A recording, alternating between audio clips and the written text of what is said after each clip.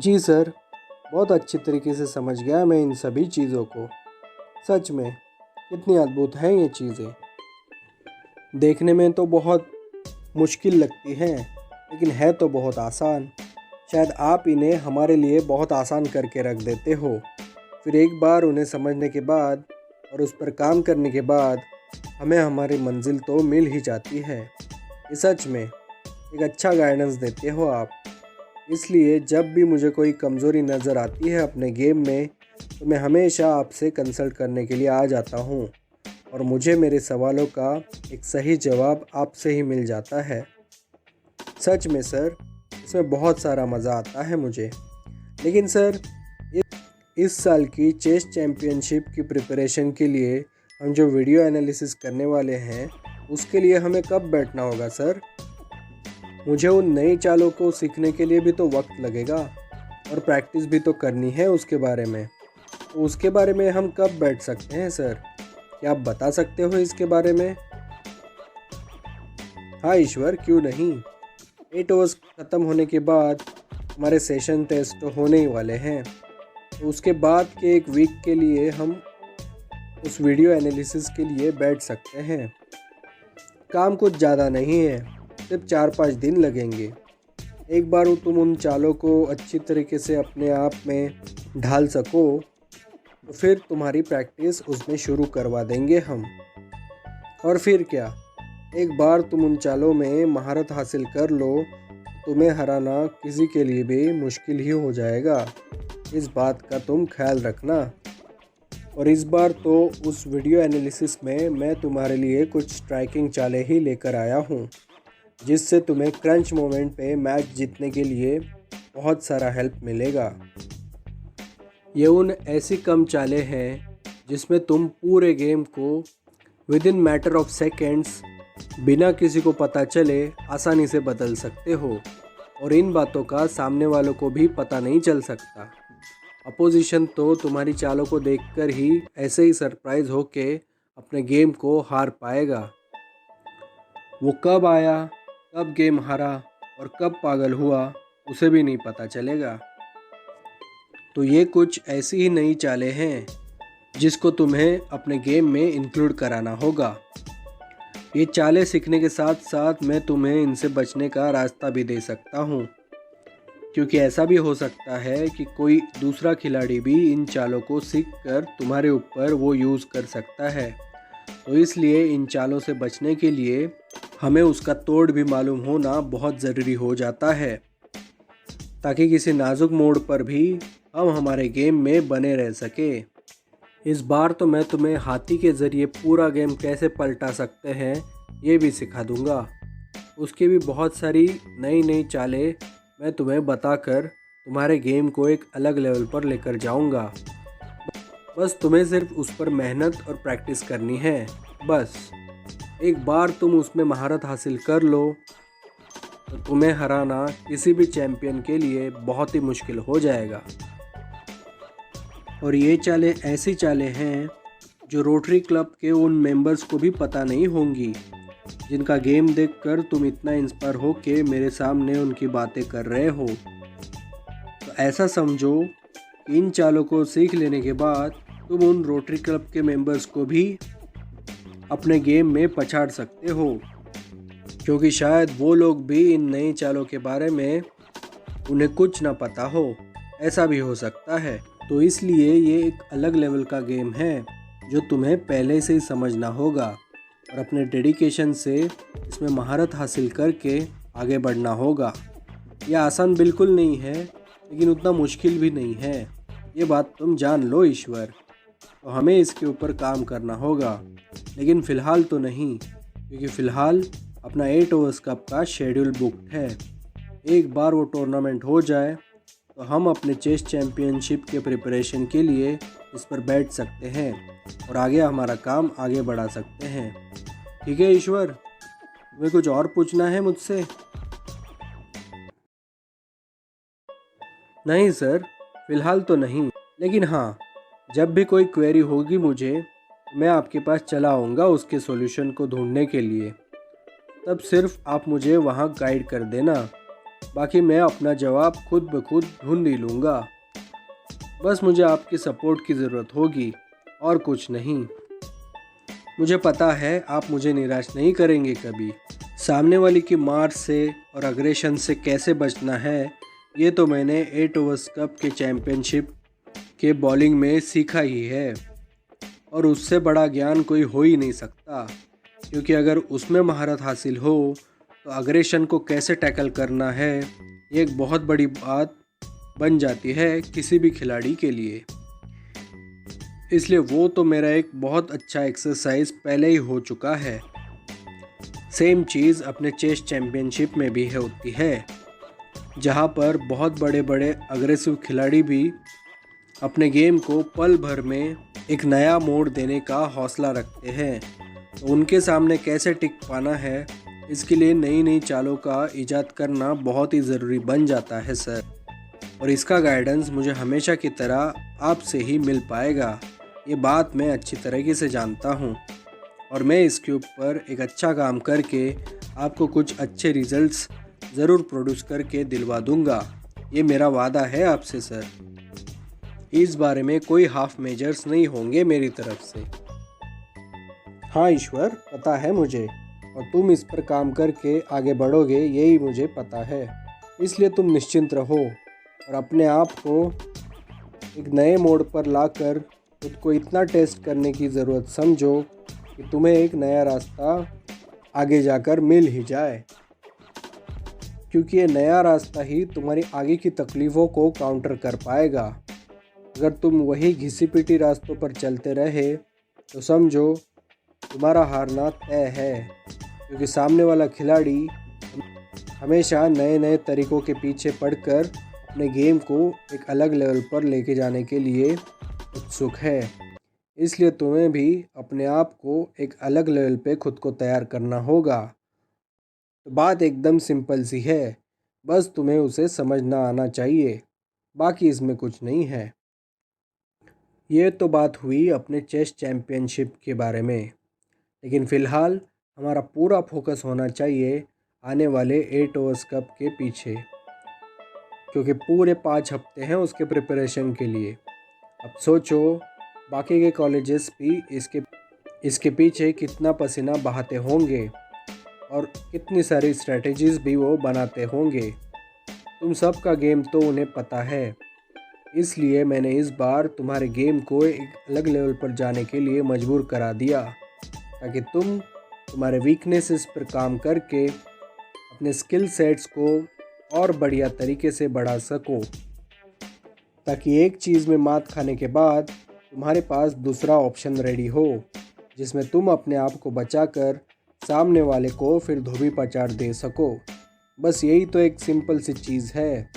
Strategies बनाना कोई आम बात नहीं होती, उसके लिए इन डेप्थ नॉलेज एफर्ट्स लगाने पड़ते हैं, तब जाकर तुम्हारे स्किल सेट इम्प्रूव होते हैं। बस फिर क्या, तुम्हें उसमें आगे बढ़ने से कोई नहीं रोक सकता। ये एक पत्थर की लकीर है, पत्थर की लकीर, समझे ईश्वर। चलो फिर, मुझे प्रिंसिपल श्रीपाद सर के पास जाना है अभी, बहुत सारे काम पेंडिंग है मेरे। बीच में अभी तुम मिले, इसलिए ये बातें, बहुत इम्पॉर्टेंट बातें तुमसे शेयर करना मैंने सही समझा। होप तुम इसके ऊपर एक अच्छा काम करके अपने आप को बहुत अच्छी तरीके से इम्प्रूव कराओगे। और भाई, इन स्पोर्ट्स के साथ साथ पढ़ाई में भी अच्छा इम्प्रूव करा लो अपने आप में, वो एक बहुत अच्छी चीज़ है। अभी 18 महीने हैं तुम्हारे ग्रेजुएशन में, पूरा 1.5 साल, तो इसमें तुम अपने आप को बहुत अच्छा इम्प्रूव करा सकते हो स्टडीज़ में। भाई, स्टडीज़ नहीं होगी तो लाइफ में कोई मज़ा नहीं है। स्टडीज़ में भी बहुत सारी इंटरेस्टिंग चीज़ें होती हैं जो तुम्हें एक बहुत अच्छा मज़ा दे सकती है। तो इस बात को समझो और अपने आप को आगे बढ़ाओ। ठीक है ईश्वर, चलो फिर मिलते हैं। और तुम्हें किसी भी चीज़ की ज़रूरत होगी, कोई भी क्वेरी तुम्हें पूछनी होगी, तो बेझिझक मेरे पास चले आना, हम कुछ ना कुछ सॉल्यूशन उसके ऊपर ढूंढ ही लेंगे। ठीक है, चलो फिर, मुझे अभी निकलना होगा।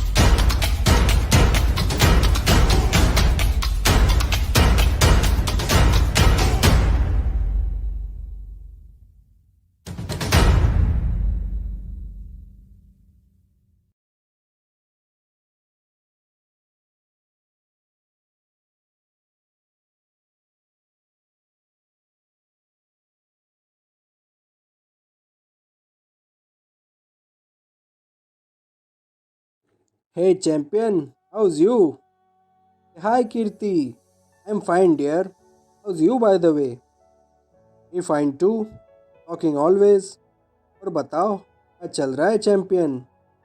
अभी तो दो दो बड़े इवेंट्स में तुम्हें पार्टिसिपेट करना है। पहले तो आएगी मास्टर्स क्वीज, उसके बाद आएगा हमारा 8 ओवर्स कप। जनाब बहुत बिजी होंगे इस समय। क्यों, मैं डिस्टर्ब कर रही हूँ तुम्हें? अरे नहीं कीर्ति, ऐसा क्यों बोलती हो मुझे? मैंने कभी तुम्हें रोका है? तुम हमेशा आती हो, मुझे कुछ नया रास्ता दिखा कर ही जाते हो। इसलिए तुमसे बातें करना मतलब मुझ में कुछ इम्प्रूवमेंट लाना होता है, ऐसा ही मैं समझता हूँ। क्योंकि तुमसे बहुत कुछ मुझे सीखने को मिलता है। तुम मुझे कभी डिस्टर्ब करोगी ऐसा तो कभी हो नहीं सकता। बाय द वे, क्या चल रहा है लाइफ में? ट्रेडिशनल डे के बाद अब हम जाकर कहीं मिल रहे हैं, ना एग्ज़ाम्स में तो कभी मौका ही नहीं मिला। घर जाकर एग्ज़ाम्स की प्रिपरेशन करो, कैंपस में आकर एग्ज़ाम दो, वापस अपने घर जाकर दूसरे सब्जेक्ट की पढ़ाई करो। ऐसे ही सब चल रहा था पिछले 10 दिनों। और बताओ, कोई नई चीज़, नया अपडेट, कोई नया इवेंट है तुम्हारे पास जिसके ऊपर हम बातें कर सकें? ओहो श्रीनिवास, चिल चिल। अरे तुम तो बहुत सारी चीज़ों में बिजी दिख रहे हो। लगता है कम समय में लाइफ में बहुत कुछ करना चाहते हो। चिल श्रीनिवास, भी अपने आप के लिए भी तो वक्त निकालो। ना इन सब अचीवमेंट्स के बीच में तुम अपने आप को कभी ना कभी अकेले पाओगे। इसलिए मैं कहती हूँ कभी कभी खुद के ऊपर भी काम कर लेना चाहिए, खुद को भी अपना थोड़ा वक्त देना चाहिए। ये सब चैलेंजेस, ये सब नई नई स्टोरीज बस अपने आप को एक अलग लेवल पर इम्प्रूव करने के लिए होती हैं। लेकिन श्रीनिवास, इसके बाद भी अपनी एक ज़िंदगी होती है जिसमें अपने आप को कुछ अलग टाइम देना पड़ता है, तब जाकर तुम इस सब का मज़ा ले सको। आई एम श्योर तुम सब का मज़ा ही ले रहे हो फ़िलहाल। इसलिए तो तुम्हें हर चीज़ के बारे में इतनी सारी इंतुजियाज़म है, इसके कारण तुम इन सब चीज़ों के बारे में इतना सारा अच्छा सोचते हो। एक सच में बहुत बड़ी बात है। हाँ कीर्ति, एकदम सही कहा। मैं शायद बहुत पॉजिटिव सोच रहा हूँ इस बारे में। मेरा प्राइम टाइम चल रहा है, देखते हैं ये कितने आगे तक चलेगा। लेकिन हाँ कीर्ति, मेरा तो यही मानना है, अगर तुम चीज़ों को एक पूजा की तरह देखो तो उस पूजा का फल तुम्हें आगे जाकर मिल ही जाता है। बस यही दौर चल रहा है मेरी ज़िंदगी का। अभी सपने में भी नहीं सोचा था मैं भी मास्टर्स क्विज जैसे सेलिब्रेटेड इवेंट का हिस्सा भी हो सकता हूँ। और अब तो देखो, पूरा वक्त तो उसकी प्रिपरेशन में ही लगा रहा हूँ मैं। पढ़ाई के साथ साथ एससीएस कैंपस में बहुत सारी चीज़ों में अपने स्किल्स डेवलप करने के लिए बहुत सारी इनकरेजमेंट मिलती रहती है, किसी और जगह पर मैंने कभी नहीं देखा। इसलिए शायद मैं अब सोच रहा हूँ हर कोई क्यों इस इंस्टीट्यूशन में आने के लिए इतना पागल होता है, क्योंकि सबको पता है पढ़ाई के साथ साथ यहाँ बाकी के स्किल्स को इम्प्रूव कराने में सीसीएस का बहुत बड़ा हाथ होता है। यहाँ का एनवायरनमेंट, यहाँ का कल्चर ही कुछ और है। यहाँ की हवा में ही कुछ और बात है जो और कहीं नहीं है। बस यही सब पॉजिटिविटी लेकर मैं आगे बढ़ रहा हूँ। और बताओ कीर्ति, बातें तो सब चलती ही रहेंगी, आखिर तुम्हारे बारे में तो कुछ बताओ मुझे। तुम्हारा क्या चल रहा है फिलहाल? बस कुछ नहीं, चिल ही तो कर रहे हैं। अभी तो एग्ज़ाम्स हुए, सोचा तुमसे आकर मिल लूँ।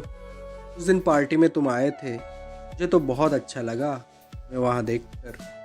चाहती भी थी कि तुम पार्टी में आओ, हमारे पार्टी में चार चांद लग जाए। अच्छा हुआ कि तुम सब आए और सबको तुम्हें जानने और पहचानने का मौका भी मिला। देखो, आपसी फाइट्स, आपसी राइवलरीज, आपसी रंजिशें सबके बीच कभी भी नहीं हो सकती। मैं तो तुम सबको उस दिन एक साथ देखकर बहुत ही खुश हो रही थी। जो लोग प्रैक्टिस गेमों में एक दूसरे के परफॉर्मेंस के खून के प्यासे थे, वही लोग उस दिन बहुत अच्छे तरीके से हंस कूद रहे थे। ये एक सच में बहुत बड़ी बात थी श्रीनिवास। इसलिए तो मैं कहती हूँ, तुम्हें भी अपने आप को बहुत सारा वक्त देना चाहिए कि तुम अपने आप को बहुत सारी स्किल्स में इम्प्रूव करा सको। ये तुम तभी कर पाओगे, तुम अपने मन को बहुत सारी शांति दे सको। इसलिए तुम्हें खुद को अपना वक्त देना ही पड़ेगा। ये एक बहुत अच्छी बात होती है श्रीनिवास। हाँ, बस इन्हीं चीज़ों पर तो काम चल रहा है मेरा कीर्ति। तुम तो जानती हो मेरी प्रोग्रेस। जब मैं नया नया आया था, कुछ भी तो नहीं था मेरे पास, सिवाय मेरे डेडिकेशन के सिवा। उसके बाद शुरू शुरू में मैंने पढ़ाई पर बहुत फोकस किया और उसका नतीजा मुझे आगे जाकर मिला। सेशन टेस्ट में मेरे बहुत अच्छे मार्क्स आए। उसके बाद आई 8 ओवर्स कप की प्रैक्टिस गेम्स। उसमें तो मैं रातों रात अपने स्किल्स के वजह से पूरे कैंपस में एक स्टार बन गया। लेकिन तब भी मेरे कदम ज़मीन पर ही मौजूद थे। रीज़न मेरा बैकग्राउंड।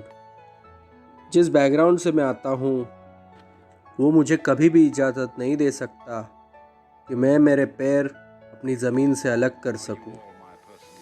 शायद वो पुराने दिन ही हैं जिनसे मैं इतना सीख चुका हूँ अभी कि कोई भी जगमगाहट मुझे मेरे बेसिक्स से कभी जुदा नहीं कर पाएगी। और बस यही एक चीज़ है जो मुझे आगे बहुत कुछ अच्छा करने के लिए हमेशा इंस्पायर करती रहती है कीर्ति। अब मैं क्या कहूँ, ये बातें तो मैं किसी से शेयर नहीं करता सिवाय तुम्हारे, क्योंकि मुझे पता है कि तुम मुझे एक सही नज़र से जानती हो। मुझे अंदर से परखने की ताकत है तुम्हारे पास।